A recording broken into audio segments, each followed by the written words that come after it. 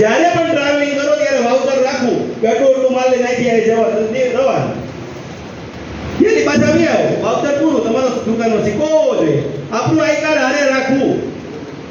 હું તો એમ કહું, નિંદર કરતા હોય ને સૂતા હોય ને નાઇટ ડ્રેસમાં કાર્ડ નાખી દે.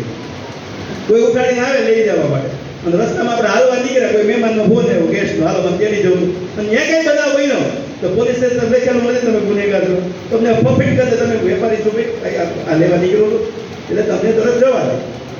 આવા આપણા અનેક રેકોર્ડ છે. કાર્ડ તો હારે જ રાખવા, હું રાખું છું, હારે જ રાખવાનું, કાર્ડ મૂકવાનું જ નહીં.